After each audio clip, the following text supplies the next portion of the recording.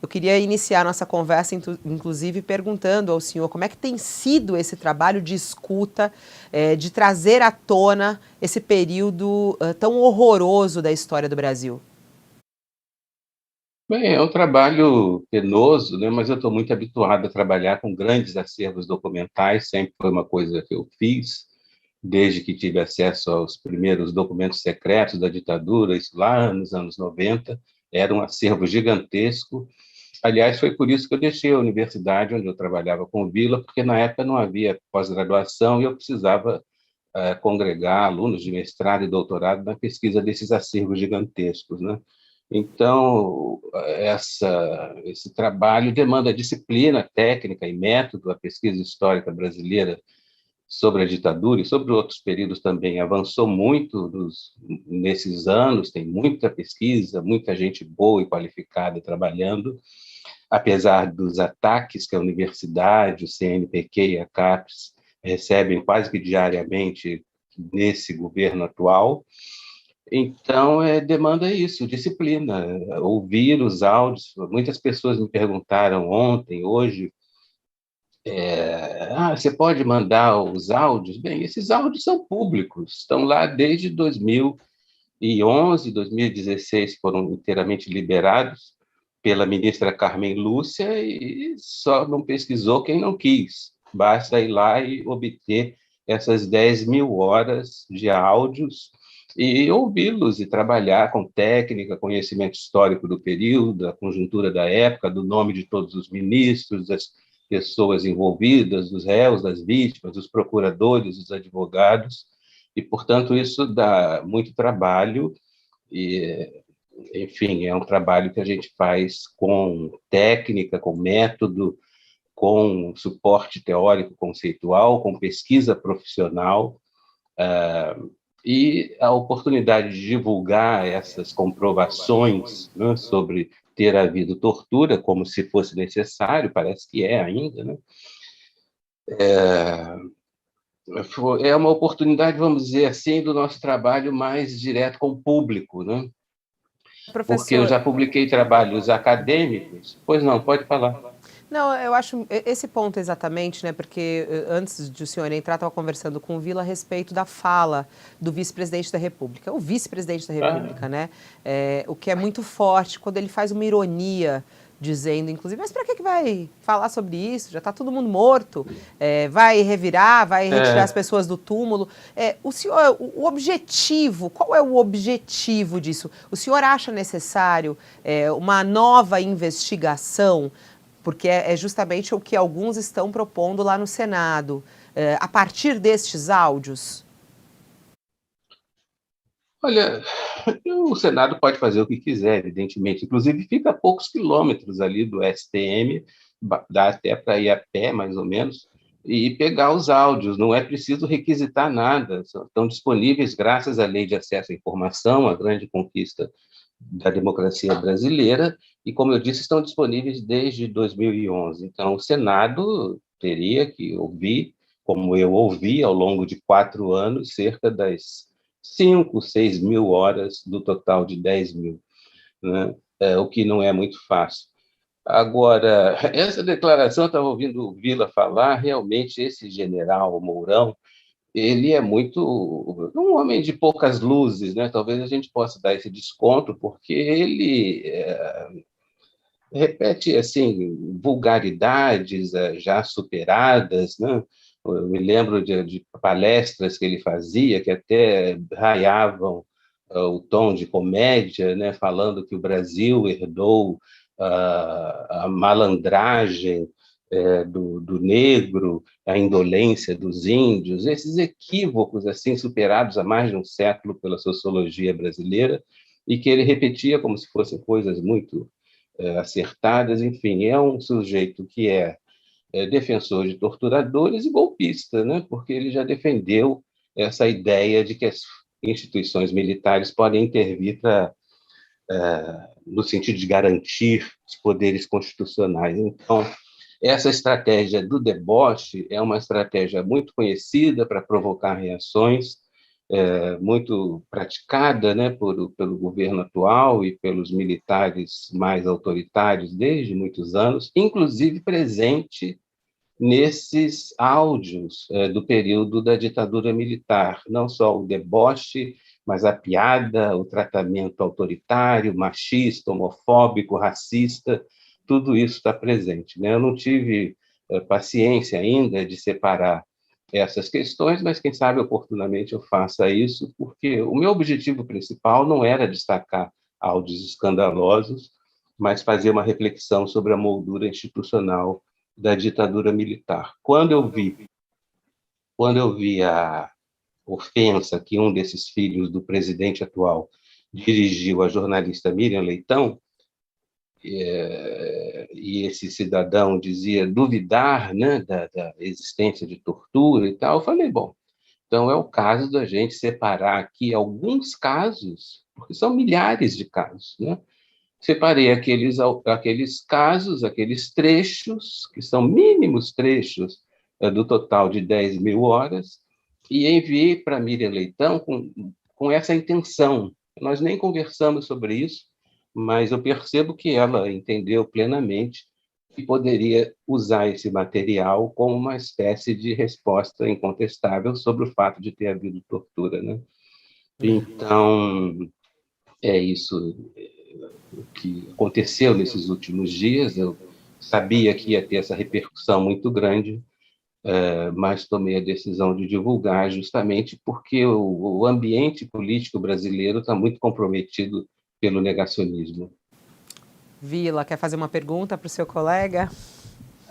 Deixa eu colocar uma questão para o Fico, que é a seguinte, Fico, é meio uma sequência de uma com outra tal. Parece quando a gente está naqueles lugares que em 5 minutos vai fazer todas as perguntas para alguém responder. Então, fazer uma coisa. Como é que você descobriu essas fitas? Quer dizer, se foi no decorrer de outras pesquisas que você tinha informação das gravações do Superior Tribunal Militar? Não.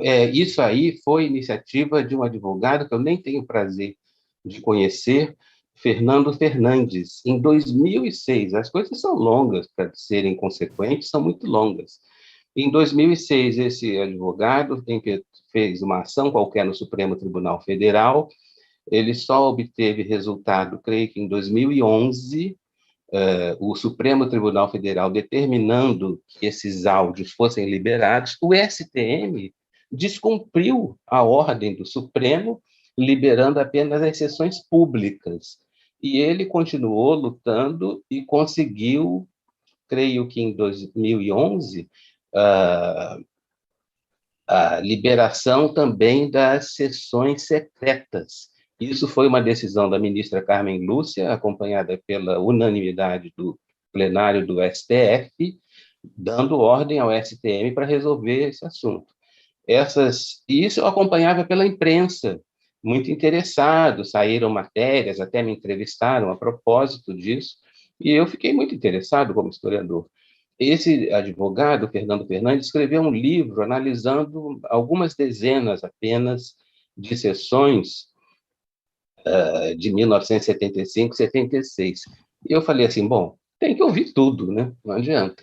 A única solução é ouvir tudo. E, na época, eu estava com esse projeto de pensar a moldura institucional. Vila, você sabe que muitos dos nossos colegas entendem que a manutenção de Constituição ao lado de leis de exceção, os atos institucionais, é vista por muitos analistas como contradição. E eu sempre achei que não, que isso era um projeto da ditadura para instituir uma Constituição dura, com mecanismos de segurança do Estado, e por isso me interessei muito em analisar o STM, porque lá eles tinham de decidir. Vai julgar com base na Constituição, mesmo a Constituição terrível de 67, 69, ou vai julgar com base nas leis de exceção? Então, a minha pesquisa foi essa. Mas tudo decorreu dessa iniciativa do advogado Fernando Fernandes, a quem eu rendo minhas homenagens, apesar de não conhecê-lo pessoalmente, e, portanto, a partir de 2017, eu fui para Brasília consegui copiar todo o acervo que já havia sido digitalizado, de fitas de rolo para material digitalizado, copiei tudo num HD e comecei a ouvir 2017, 18, 19, 20, 21, quando eu cheguei a 79, porque eu tomei a lei de anistia de 79 como marco, porque naturalmente os julgamentos vão se modificar depois da anistia. Então, ouvi tudo de 75 a 79, escrevi trabalhos acadêmicos sobre isso, já publicados, e, enfim, agora eu estou ouvindo o período 79 até 85. Ô Vila, você acha, a gente estava até falando em relação ao Senado, achei interessante, o professor Fico falou, vai lá, atravessa a rua e pega os áudios que estão disponíveis, né? Porque a primeira coisa que o parlamentar fala, vou solicitar os áudios e tudo mais, e está disponível, e eles não descobriram, mas está lá disponível. Vila, você acha que é o caso de fazer uma nova investigação? É preciso fazer uma investigação? É preciso reabrir o caso ou não? Ou fica uma questão mais mesmo para conhecimento da população, para trazer a história real do que aconteceu na ditadura? É uma questão complicada, né? Por quê? Porque no governo do PT teve uma comissão da verdade, né? Teve muitas críticas em relação àquela comissão, mas eu acho que seria muito saudável ao Brasil. Eu espero que o dia 2 de outubro a gente já comece a resolver o problema, o nó que nós estamos vivendo, esse momento tenebroso, o pior da história republicana. E no ano que vem, com o novo presidente ou presidenta, a partir de 1º de janeiro, nós tem que ter uma discussão séria sobre isso. Não é que a Comissão da Verdade não teve questões que foram importantes discutir, mas eu acho que é um terreno pantanoso, muito perigoso para trabalhar. Veja que o vice-presidente da República se referiu também, precisamos ver os dois lados. Eu acho que precisa ver todos os lados. A questão que está se colocando sobre a tortura é que nada justifica a tortura. Esse é um velho discurso que eu não aguento, já ouvi 500 vezes. É como se a ação de grupos chamado da luta armada, é bom lembrar que os confrontos da luta armada são exíguos. Se a gente contar, numericamente são muito pequenos, porque dá a ideia de um confronto militar. Não é verdade. Tinha grupos que tinha 2 dúzias de pessoas, me lembrei de um deles aqui, a Rede, por exemplo, né? A Resistência Democrática, não tem nada a ver com a Rede de agora, vamos só esclarecer, né? E outros movimentos eram muito pequenos. Agora, é uma discussão séria, com a presença de historiadores, com esse brilhante trabalho feito pelo FICO, com outros pesquisadores, com a presença do Legislativo, né? Deputados, senadores, com a presença das Forças Armadas, porque não dá para negar algo que existiu, não adianta dizer que não existiu, porque no Estado Novo, na ditadura do Estado Novo, a tortura era na Polícia Civil, né? Não era nas dependências das Forças Armadas.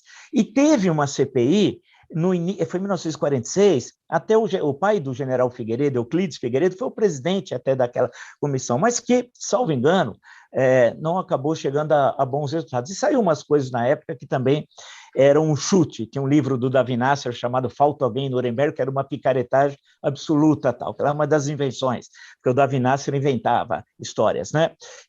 Mas eu acho que tem de ter, sim, eu acho que, não agora nesse ambiente, com esse governo, isso é impossível, e o Congresso precisa melhorar também, mas no ano que vem tem uma discussão com muito atraso, porque o relatório Nunca Mais da Argentina, comissão presidida pelo grande escritor Ernesto Sábato, fez isso nos anos 80, né?